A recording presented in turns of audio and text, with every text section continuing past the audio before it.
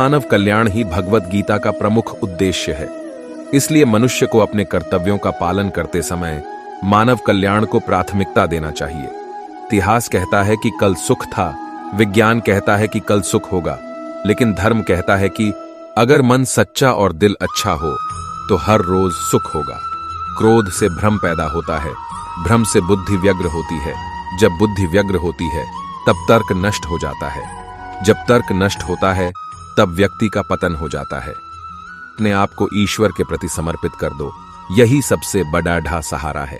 जो कोई भी इस सहारे को पहचान गया है वह डर, चिंता और दुखों से आजाद रहता है।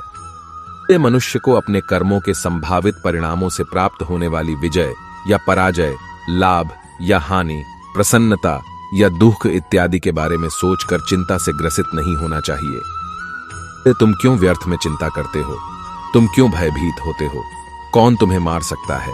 आत्मा न कभी जन्म लेती है और न ही इसे कोई मार सकता है। ये ही जीवन का अंतिम सत्य है। जिसने मन को जीत लिया है उसने पहले ही परमात्मा को प्राप्त कर लिया है, क्योंकि उसने शांति प्राप्त कर ली है। ऐसे मनुष्य के लिए सुख दुख, सर्दी गर्मी और मान अपमान एक से है। श्रेष्ठ पुरुष को सदैव अपने पद और गरिमा के अनुरूप कार्य करने चाहिए, क्योंकि श्रेष्ठ पुरुष जैसा व्यवहार करेंगे तो इन्हीं आदर्शों के अनुरूप सामान्य पुरुष भी वैसा ही व्यवहार करेंगे। लोग आपके अपमान के बारे में हमेशा बात करेंगे। सम्मानित व्यक्ति के लिए अपमान मृत्यु से भी बदतर है। आत्मज्ञान की तलवार से अपने हृदय से अज्ञान के संदेह को काटकर अलग कर दो। उठो, अनुशासित रहो। सफलता जिस ताले में बंद रहती है वह 2 चाबियों से खुलती है, एक कठिन परिश्रम और दूसरा दृढ़ संकल्प। मैं भूतकाल, वर्तमान और भविष्य काल के सभी जीवों को जानता हूं, लेकिन वास्तविकता में मुझे कोई नहीं जानता है। जो दान कर्तव्य समझकर बिना किसी संकोच के किसी जरूरतमंद व्यक्ति को दिया जाए वह सात्विक माना जाता है। पुरुष सुख तथा दुख में विचलित नहीं होता और इन दोनों में समभाव रहता है, वह निश्चित रूप से मुक्ति के योग्य है।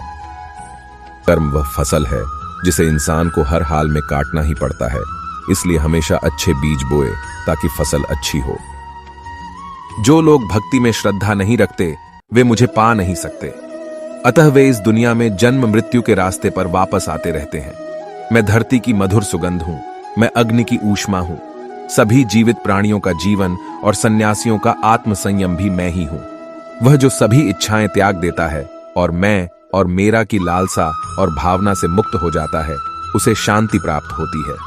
मेरे लिए ना कोई घृणित है ना प्रिय, किंतु जो व्यक्ति भक्ति के साथ मेरी पूजा करते हैं वो मेरे साथ हैं और मैं भी उनके साथ हूं।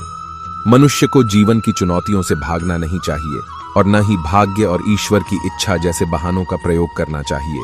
मनुष्य को परिणाम की चिंता किए बिना, लोभ लालच बिना एवं निस्वार्थ और निष्पक्ष होकर अपने कर्तव्यों का पालन करना चाहिए। जिस तरह प्रकाश की ज्योति अंधेरे में चमकती है, ठीक उसी प्रकार सत्य भी चमकता है।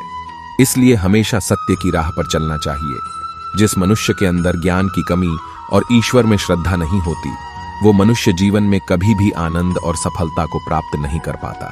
जब जब इस धरती पर पाप, अहंकार और अधर्म बढ़ेगा तो उसका विनाश कर धर्म की पुण्य स्थापना करने हेतु मैं अवश्य अवतार लेता रहूंगा। वह व्यक्ति जो अपनी मृत्यु के समय मुझे याद करते हुए अपना शरीर त्यागता है, वह मेरे धाम को प्राप्त होता है। जब मनुष्य सांसारिक विषयों के बारे में सोचता है तो आसक्ति आ जाती है। आसक्ति से इच्छा उत्पन्न होती है, इच्छा से वासना उत्पन्न होती है, वासना से क्रोध के बादल उमड़ पड़ते हैं। इसलिए ध्यान को सांसारिक विषयों से हटाकर कृष्ण में लगाओ। एक बुद्धिमान और मूर्ख के बीच केवल सोच का फर्क होता है। फल की अभिलाषा छोड़कर कर्म करने वाला पुरुष ही अपने जीवन को सफल बनाता है। अच्छे कर्म करने के बावजूद भी लोग केवल आपकी बुराइयां ही याद रखेंगे। इसलिए लोग क्या कहते हैं, इस पर ध्यान मत दो, तुम अपना कर्म करते रहो।